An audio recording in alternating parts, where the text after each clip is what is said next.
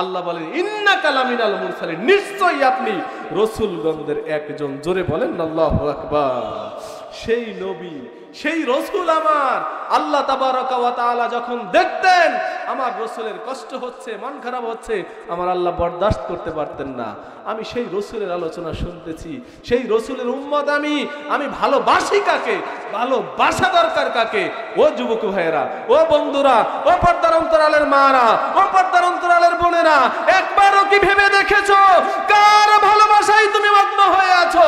কার ভালোবাসা তোমাকে আবদ্ধ করে রেখেছে?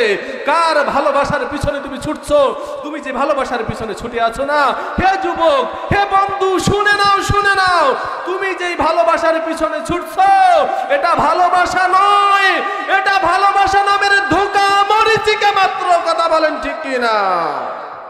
আমার মা আয়েশা সিদ্দিকা রাদিয়াল্লাহু তাআলা আনহা একদিন রাসূল আকদা সাল্লাল্লাহু আলাইহি ওয়াসাল্লামকে জিজ্ঞাসা করতেছেন, প্রাণের স্বামী গো, ও আমার নবী মুহাম্মদ সাল্লাল্লাহু আলাইহি ওয়াসাল্লাম, আমার রাসূলের বদন যে কত চমৎকার ছিল, আমার রাসূলের শারীরিক গঠন যে কত সুন্দর ছিল, আমার রাসূলের বদনের দিকে তাকালে পরাণটা জুড়িয়ে যেত, হৃদয়টা শীতল হয়ে যেত।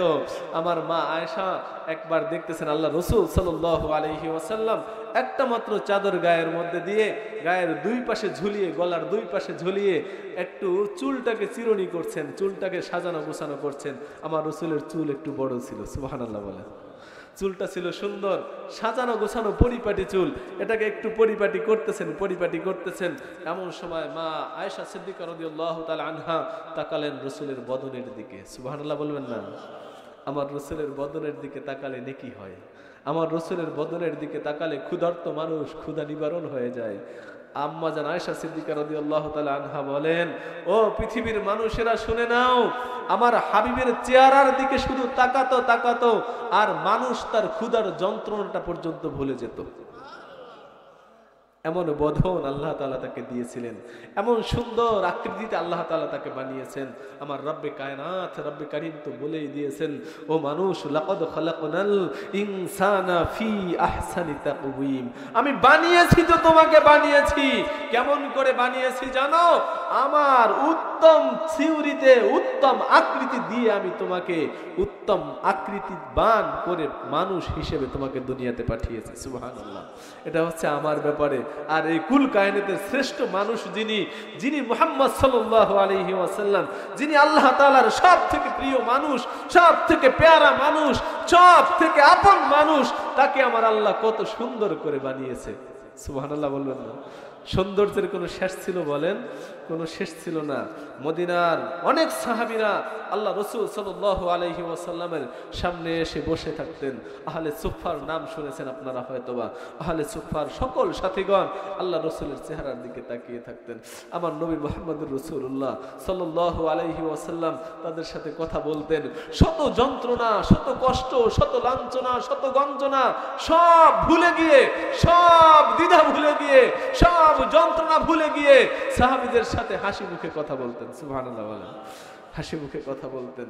আমার রাসূল সাল্লাল্লাহু আলাইহি ওয়াসাল্লাম যখন আম্মা জান আয়েশা সিদ্দিকা রাদিয়াল্লাহু তাআলা আনহা দেখলেন যে তার চেহারার মধ্যে, তার শরীরের মধ্যে, তার বদনের মধ্যে, তার গায়ের মধ্যে, আল্লাহু আকবার, আমার বলতে পারো কষ্ট হচ্ছে, আমার রাসূলের এই শরীর মুবারকের মধ্যে যে চিহ্নগুলি ছিল, যেই ক্ষতগুলি ছিল, যেটা কোনো মুমিন, কোনো মুসলমান বরদাস্ত করতে পারে না।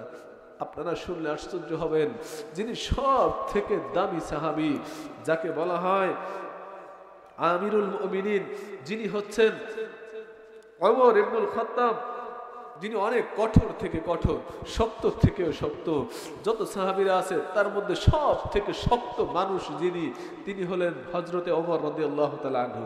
তার ব্যাপারে আমাদের সকলের জানা আছে, ঠিক কিনা? আমার আলোচনা ওইদিকে নিব না, মনে আসছে তাই বলে যাচ্ছি। মুসলমান কেন যেন হৃদয়টা ভেঙে যাচ্ছে।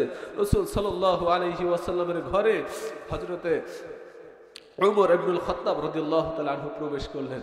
প্রবেশ করে ঘরের মধ্যে ঢুকলেন, ঢুকে দেখলেন যে আল্লাহ রাসূল সাল্লাল্লাহু আলাইহি ওয়াসাল্লাম একটা পাটের মধ্যে শুয়ে আছে। আর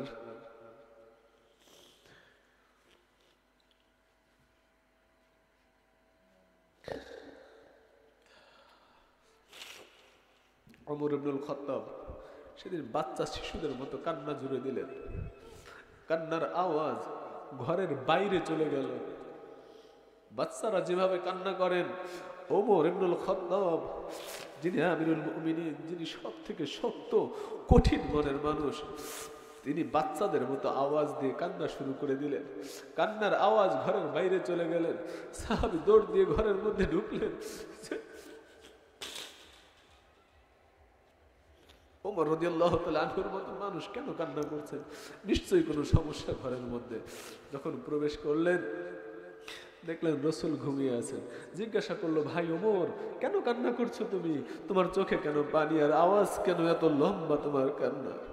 ওমর রাদিয়াল্লাহু তাআলা আনহু বলেন, ভাই তাকিয়ে দেখো, যিনি হচ্ছেন কুল কায়নাতের সরদার, যাকে আল্লাহ পয়দা না করলে, যাকে সৃষ্টি না করলে হয়তো জাহানই সৃষ্টি হতো না, যাকে আল্লাহ দোস্ত বলে সম্বোধন করেছে, যাকে আল্লাহ তাআলা নিজের অস্তিত্বের সাথে মিলিয়ে রেখেছেন, সেই রাসূল, যিনি চাইলে তামাম গোটা জাহানকে আল্লাহ তাআলা স্বর্ণে পরিণত করে দেয়, মণিমুক্তায় পরিণত করে দেয়।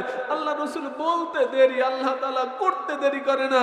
আজকে তাকিয়ে দেখো, আমার সেই নবী, ইয়াতীম নবী, বাচ্চা মানুষের মতো কিভাবে খালি একটা পাটির মধ্যে ঘুমিয়ে আছে, যে পাটির দাগ তার শরীরের মধ্যে স্পষ্ট হয়ে আছে, রক্ত ঘন অবস্থায় তার পাটির দাগগুলি দেখা যাচ্ছে।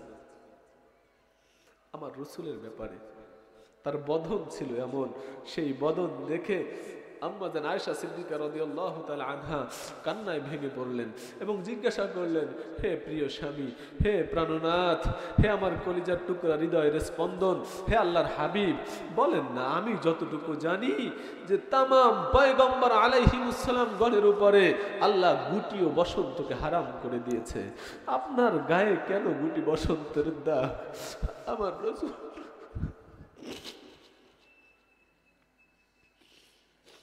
আমার রাসূল কেঁদে দিলেন, চোখের পানি অঝর ধারায় জমিনে পড়তে শুরু করলো। আর ফিরে আয়েশার দিকে বললেন, আয়েশা রে, শুনে নাও আয়েশা, তুমি যেটা জানো এটাই সঠিক। তামাম পয়গম্বরদের উপর আল্লাহ গুটি বসন্ত হারাম করে দিয়েছেন, শুধু একমাত্র আইয়ুবকে ব্যতীত।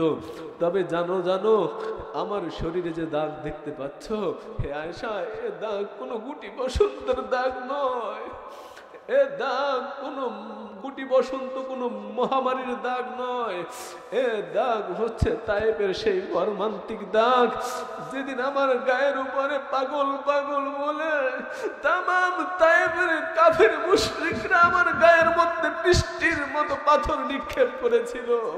ওই পাথরের দাগ আয়েশা, আমার গায়ের মধ্যে কোনো গুটি বসন্তের দাগ নয়।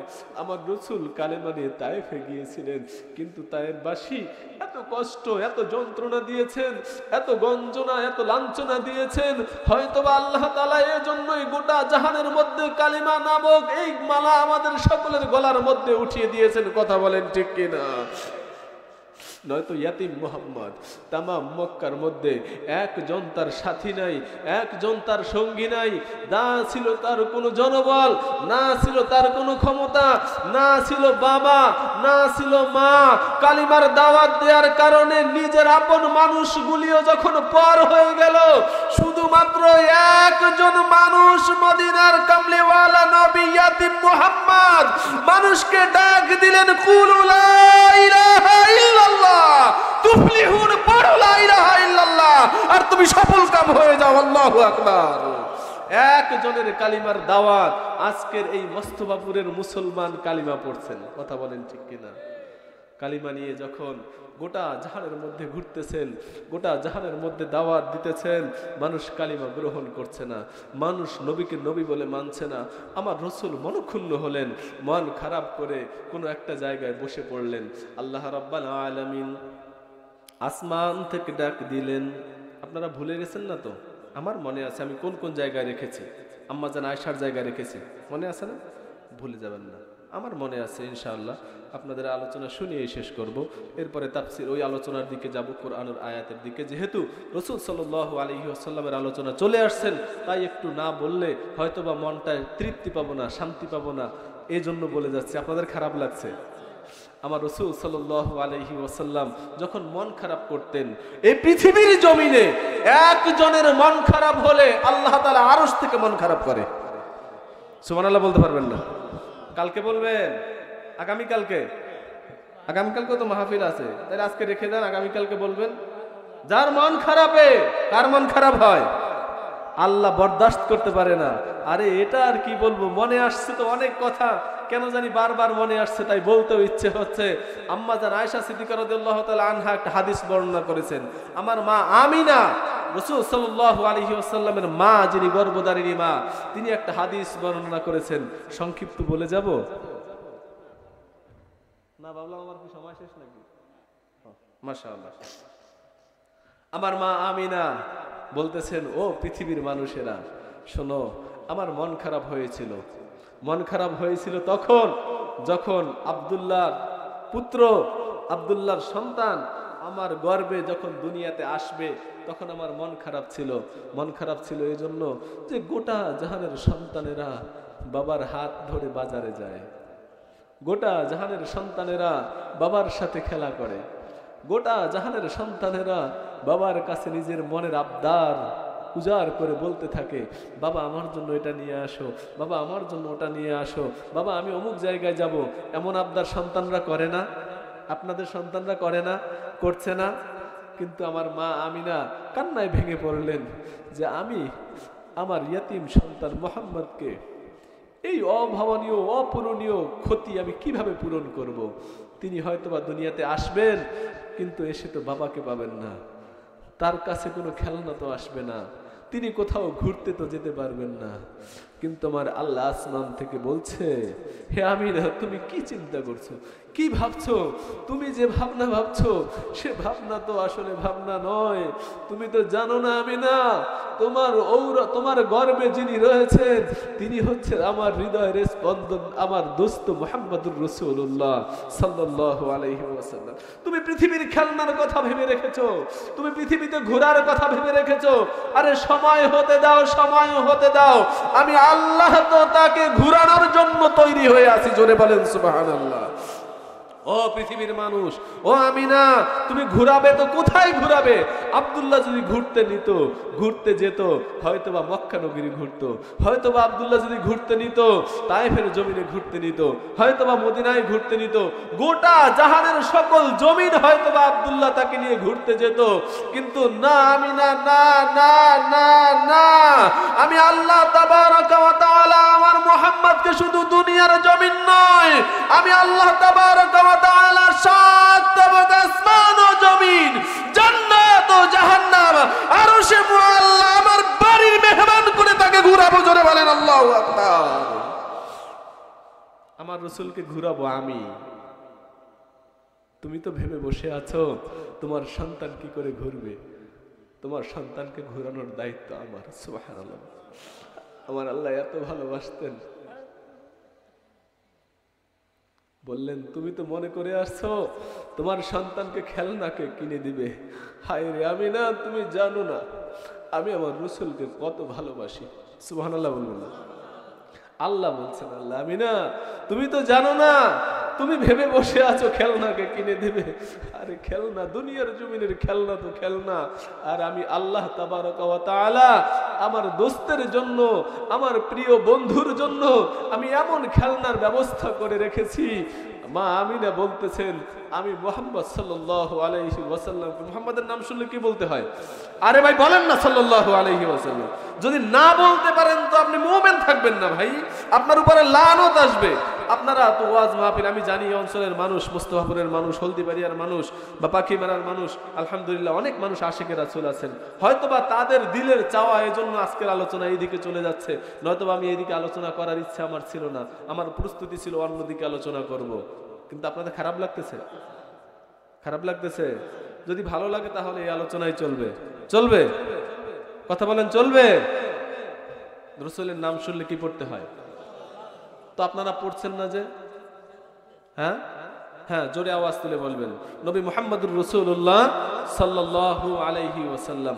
আমার মা আমিনা বলতেছেন, হায় রে ও দুনিয়ার মানুষ, আমি যে ভাবনা করেছিলাম না, এই ভাবনা তো আসলে ভাবনা নয়।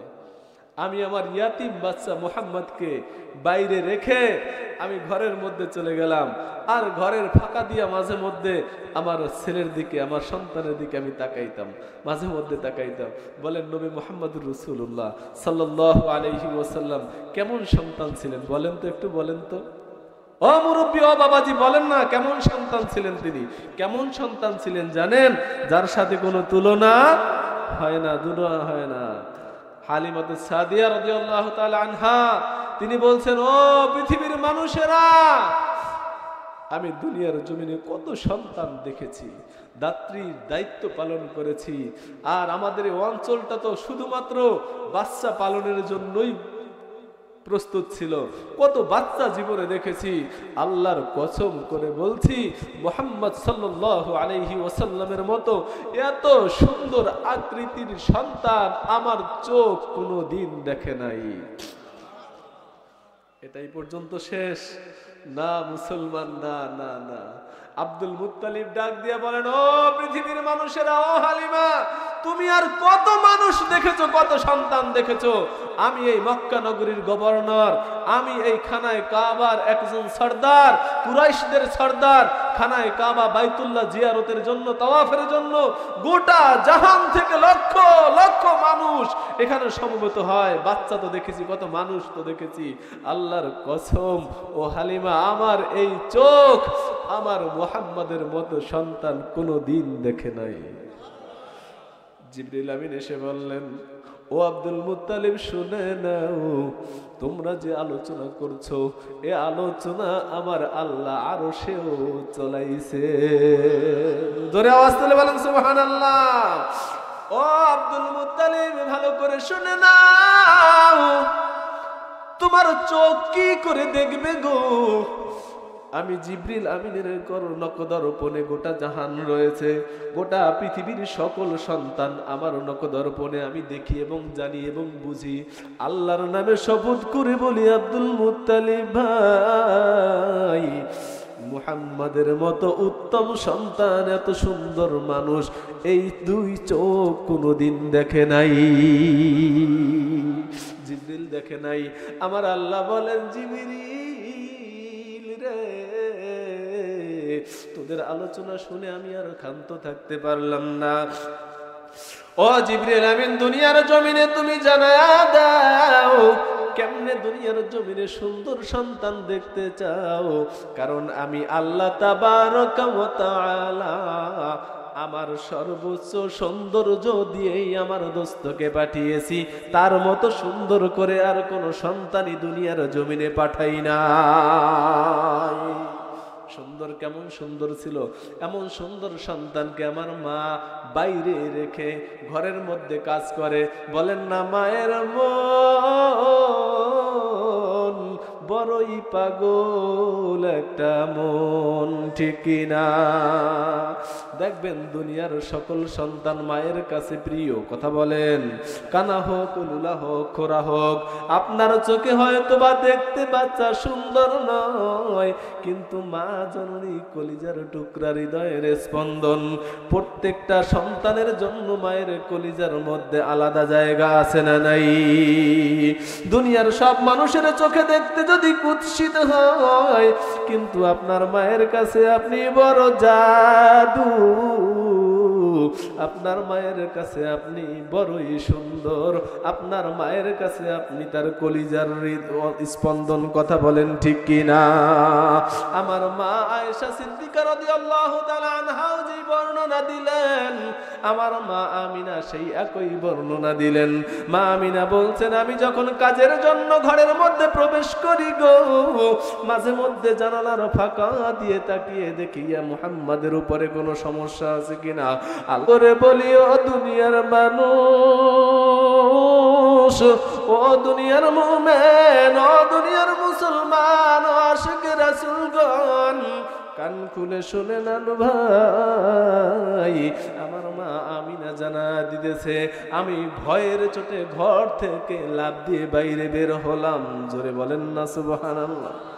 আর এজন্য হলো গো, আমি হঠাৎ করে নজর করে তাকিয়ে দেখি আমার ইয়াতিম সন্তান মুহাম্মাদের উপরে আকাশের চাঁদ পড়ে যাওয়ার উপক্রম প্রায়। আল্লাহু আকবার। তিনি হলেন আমার নবী। কথা বলেন, তিনি কে?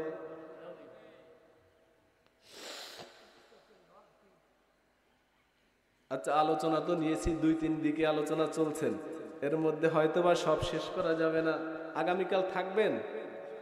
সবাই থাকবেন ইনশাআল্লাহ? কে কে থাকবেন দেখি? মাশাআল্লাহ, সবাই থাকবেন। আচ্ছা, শুধু সবাই থাকলে কি চলবে না, আরো কিছু নিয়ে আসতে হবে? হ্যাঁ, কেন নিয়ে আসতে হবে বলেন তো? এখানে কোরআনের আলোচনা হয়, এখানে রাসূলের আলোচনা হয়। কেন নিয়ে আসবেন? এখানে কোরআনের আলোচনা হয়, এখানে রাসূলের আলোচনা হয়। আর যেখানে কোরআনের আলোচনা হয়, রাসূলের আলোচনা হয়, এর থেকে দামি মজলিস এই পৃথিবীতে আর দ্বিতীয়টি আছে নাকি বলেন?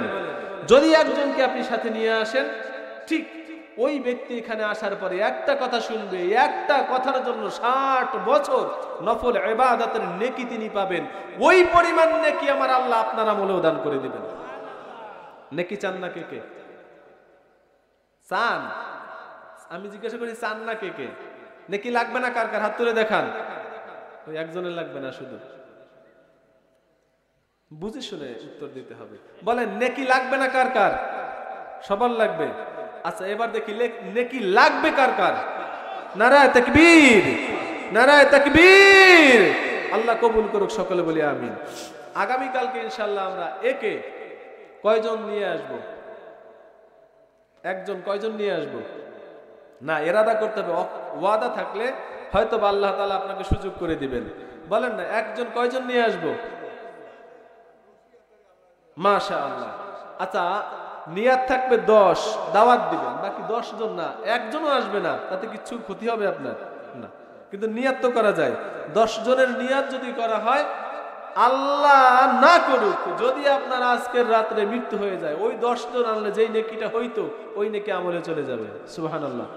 তাহলে নেকি এই নিয়াত করতে অসুবিধা আছে? আচ্ছা, হাত তুলে এবার বলেন, কয়জন নিয়ে আসবেন?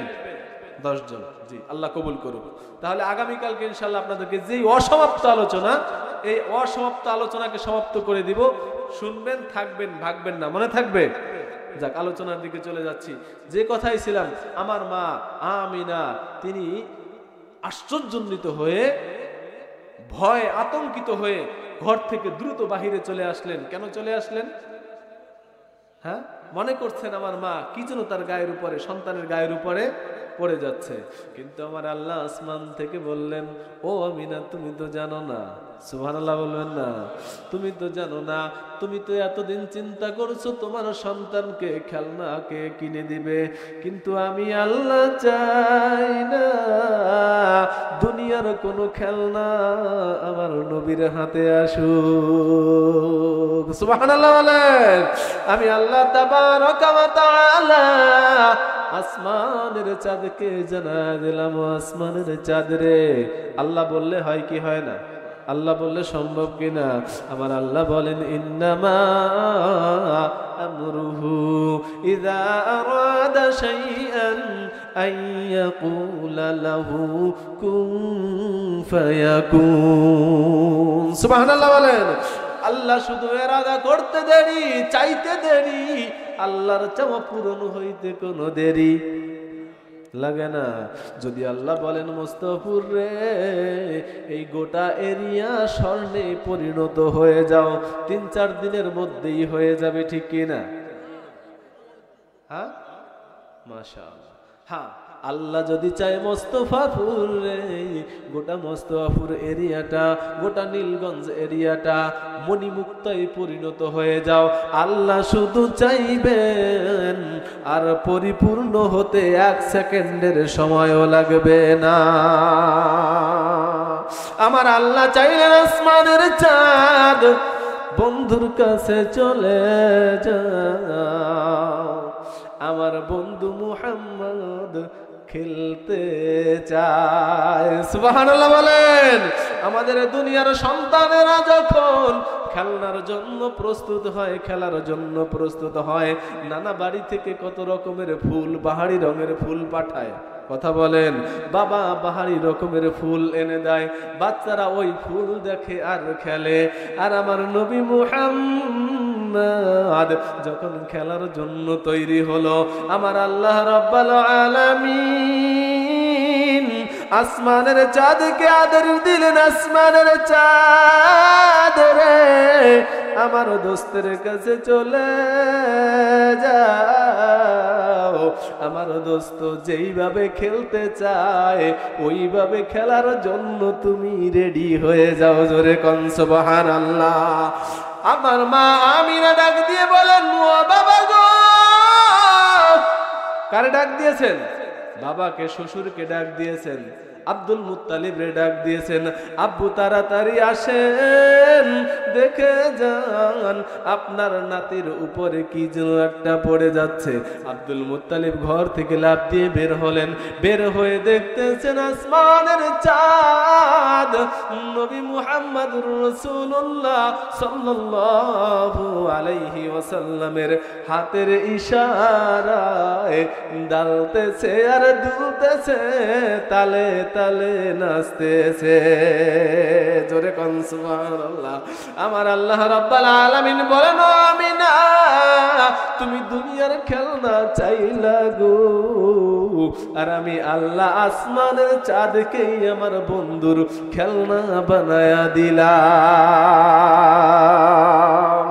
আমি আল্লাহ যদি চাই আমার হাবিব সাল্লাল্লাহু আলাইহি ওয়াসাল্লামকে আসমানের চাঁদ দিয়েও খেলা করাইতে পারি। কথা বলেন ঠিক কি না? আমার আল্লাহ রাব্বুল আলামিন দেখলেন হাবিব সাল্লাল্লাহু আলাইহি ওয়াসাল্লামের মনটা বড়ই খারাপ। মনে আছে না ভুলে গেছেন? না ভুলে গেছেন আপনারা? মন বড়ই খারাপ, কারণ মানুষ কালিমা গ্রহণ করে না, ইসলাম গ্রহণ করে না, কালিমার দাওয়াত গ্রহণ করে না, নবী বলে মুহাম্মদকে মানে না। কিন্তু আমার আল্লাহ রাব্বুল আলামিন আসমান থেকে যখন দেখলেন আমার দোস্তের মন খারাপ, আমার আল্লাহ রাব্বুল আলামিন আসমান থেকে জিবরিলকে দুনিয়ার জমিনে পাঠিয়ে দিলেন। পাঠিয়ে দিয়ে জিবরিল আমিন আয়েশা বলেন, আসসালাতু ওয়াসসালামু আলাইকা ইয়া রাসূলুল্লাহ সাল্লাল্লাহ। মুহাব্বতে পড়েন, মুহাব্বতে।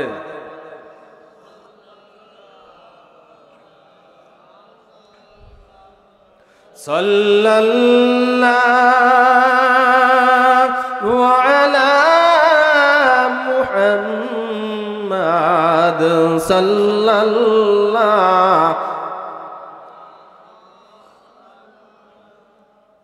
কুরাইশ বংশ সেরা বংশ, কুরাইশ বংশ সেরা বংশ, উচ্চ তাদের শান,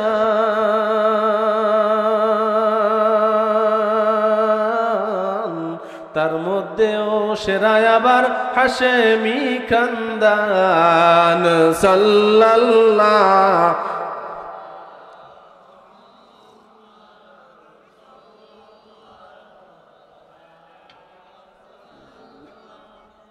সাল্লাল্লাহু আলা মুহাম্মাদ সাল্লাল্লাহ। সেখানদানে ফুটেছিল, সেখানদানে ফুটেছিল একটি মাত্রই ফুল, সেই ফুলেরই নাম রাখিল মুহাম্মদ রাসূল।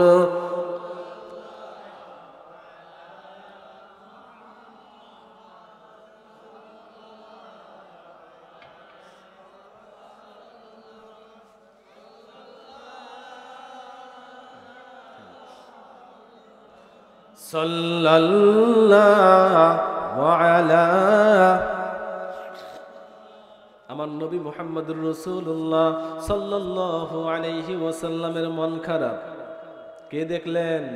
আমার আল্লাহ দেখলেন। আমার হাবিবের মন খারাপ, আমার বন্ধুর মন খারাপ। আমার আল্লাহ বলেন, না গো জিবরিল, না না, আমার হাবিবের মন খারাপ আমি আল্লাহ সহ্য করতে পারি না।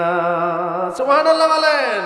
আমার হাবিবের যদি মন খারাপ হয়, আমার হাবিবের যদি মুখের মধ্যে কালিমার কোন ছাপ পড়ে যায়, আমার হাবিবের মুখের মধ্যে যদি চিন্তার কোন ছাপ দেখা যায়, আমি আল্লাহ বরদাস্ত করতে পারি না, সহ্য করতে পারি না। দুনিয়ার জমিনে চলে যাও আর সালাম দাও, আসসালাতু ওয়াসসালামু আলাইকা ইয়া রাসূলুল্লাহ। হে আমার প্রাণের হাবিব, আল্লাহ তাবারাকা ওয়া তাআলা আসমান থেকে আপনাকে সালাম জানিয়েছেন। আল্লাহ তাআলা ডাক দিয়েছেন, ইয়াসিন। আল্লাহু আকবার। কে ডাক দিয়েছে? কে কে কে? আমার আল্লাহ ডাক দিয়েছেন, ইয়াসিন। ইয়া হে হরফে নেদা, সিন মানে সৈয়দ, সরদার। সুবহানাল্লাহ বলবেন না? গোটা জাহানের সরদার, দো জাহানের সরদার, সরদারে দো আলম, সরওয়ারে কায়নাত, আনা সৈয়দুন নাস, আনা সৈয়দুল কাউনাইন। আল্লাহু আকবার বলেন। আমার রাসূল হলেন গোটা জাহানের সকল মানুষের সরদার, সকল নবীদের সরদার, সকল সৃষ্টির সরদার, দো জাহানের সরদার। জোরে জোরে বলেন সুবহানাল্লাহ। আমার আল্লাহ ডাক দিয়েছেন, ইয়াসিন। হে আমার সৈয়দ, হে আমার নেতা, হে আমার সরদার, হে আমার প্রিয় নবী গো, বিজ্ঞানময় কোরআনের শপথ করতেছি আমি আল্লাহ। সুবহানাল্লাহ বলেন। আপনারা মনে হয় ক্লান্ত হয়ে গেছে। বিজ্ঞানময় কোরআনের শপথ। আমরা ক্লান্ত হই না, আমরা ক্লান্ত হই না। আমি যে অসুস্থ, এই যে আমার সফর সঙ্গী আছে, ও জানে যে আমি অসুস্থ। অসুস্থ মানে অনেক অসুস্থ, ক্লান্ত, শরীর অসুস্থ, জ্বর ঠান্ডা সবই আছে। এরপরও আমি কি আপনাদের কাছে কোনো ক্লান্তির ভাব দেখাইছি? তাহলে আপনারা ক্লান্ত কেন হইলেন বলেন? ক্লান্ত তো হবার কথা নয়। মুমিন ক্লান্ত হবে না, মুমিন ক্লান্ত হতেই পারে না, কারণ দুনিয়া স্বল্প সময়ের জন্য। আল্লাহ রাব্বুল আলামিন বলেন, ইদা যুকিরাল্লাহু ওয়াজিলাত কুলুবুহুম ওয়া ইদা তুলিয়াত আলাইহিম আয়াতুহু যাদাতুহুম ঈমান। আল্লাহু আকবার বলেন। আল্লাহ তাবারাকা ওয়া তাআলা দাবি করে, শোনো পৃথিবীর মানুষেরা, ইদা যুকিরাল্লাহু ওয়াজিলাত কুলুবুহুম ওয়া ইদা তুলিয়াত আলাইহিম আয়াতুহু, যখন কোন মুমিনের সামনে, ইন্নামাল মুমিনুনা আল্লাযীনা, যখন কোন মুমিনের সামনে আমি আল্লাহ তাবারাকা ওয়া তাআলার দেয়া বিধান, এই কুরআনুল হাকিমের আলোচনা হয়, আমার রাসূলের আলোচনা হয়, যখন মুমিনের সামনে, যখন মুমিন এই আলোচনা শুনে, তো মুমিনের ঈমান তরুতাজা হয়ে যায়, সজীবতা ফিরে পায়। আল্লাহু আকবার। আপনাদের সজীবতা আছে না ফিরে গেছে? তরুতাজা হয়েছে ঈমান? ভালো লাগতেছে? আল্লাহকে ডাক দেন তো আল্লাহু আকবার। এত আস্তে জোরে ডাক দেন আল্লাহু আকবার। লিল্লাহি তাকবীর। আল্লাহ ডাকটা কবুল করে নাও, সকলে বলি আমিন। আল্লাহ রাব্বুল আলামিন আসমান থেকে বললেন, ও আমার হাবিব, মন খারাপ তোমার জানি। তোমার যে মন খারাপ কেন হয়েছে? মানুষ তোমাকে মুসলমান তোমার হাতে হচ্ছে না, মানুষ ইসলাম গ্রহণ করছে না, তোমাকে নবী বলে মানছে না, রাসূল বলে স্বীকৃতি দিচ্ছে না, এই তো? নাকি অন্য কোনো ঘটনা আছে, অন্য কোনো কারণ আছে? এই কারণেই তো তোমার মন খারাপ। সুবহানাল্লাহ বলবেন না? আল্লাহ বললেন, না না না, ইয়াসিন ওয়াল কুরআনিল হাকীম। বিজ্ঞানময় কোরআনের কসম। এই কোরআনকে আল্লাহ কি বলছে? বিজ্ঞানময়, মহাবিজ্ঞানময় কোরআন। এই কোরআনের শপথ করলেন আল্লাহ। আল্লাহু আকবার। কত শক্ত কথা, কত জটিল কথা, কত সুন্দর কথা। আমার আল্লাহ বললেন বিজ্ঞানময় কোরআনের কসম। এই মহাপ্রজ্ঞাময় কিতাবের কসম করে আল্লাহ বললেন, ইন্নাকা লামিনাল মুরসালিন। আল্লাহু আকবার বলেন, আল্লাহু আকবার। আল্লাহ তাবারাকা ওয়া তাআলা বলতে চায়, ও পৃথিবীর মানুষেরা, তোমরা যদি গোটা জাহান আমার রাসূলকে রাসূল বলে স্বীকৃতি না দাও, রাসূল বলে মানতে না চাও, আমার রাসূলের শান আর মানের বিন্দু মাত্র, কিঞ্চিত মাত্র, শুধুমাত্র একটু মাত্র ইজ্জতের খেলাপ হবে না। আমি আল্লাহ রাসূলকে রাসূল বলে মেনে নিয়েছি। আমার আল্লাহ রাসূলকে সর্বপ্রথম রাসূল বলে মেনে নিয়েছেন। আল্লাহ বলেন, ইন্নাকা লামিনাল মুরসালিন, নিশ্চয়ই আপনি রাসূলগণদের একজন। জোরে বলেন আল্লাহু আকবার।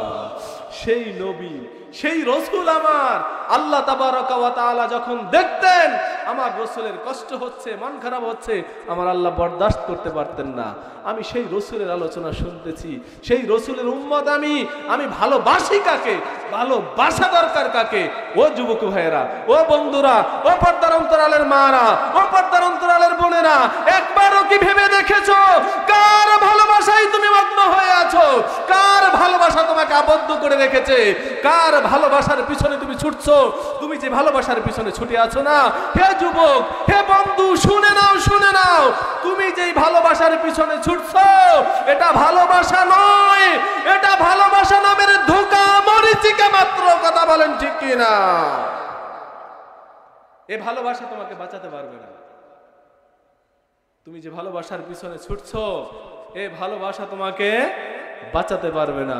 বাঁচানে ওয়ালা তরনে ওয়ালা, বলেন, বাঁচানে ওয়ালা তরনে ওয়ালা, নবী আমার কমলি ওয়ালা, বলেন, বাঁচানে ওয়ালা তরনে ওয়ালা, বলেন বলেন বলেন, আরে সুরে বলেন না, আওয়াজ তুলে বলেন, বাঁচানে ওয়ালা তরনে ওয়ালা। বাঁচাতে পারে কে? আল্লাহ। আর বাঁচাতে পারে আমার নবী। কিয়ামতে বাঁচাবে কে আমাকে? আমার রাসূল বাঁচানোর জন্য তৈরি হয়ে থাকবেন। তাই তো বলি, একটু আওয়াজ তুলে বলেন, বাঁচানে ওয়ালা তরানে ওয়ালা, বলেন, বাঁচানে ওয়ালা তরানে ওয়ালা, নবী আমার কমলি ওয়ালা, নবী আমার কমলি ওয়ালা, ইয়া সাইয়্যিদি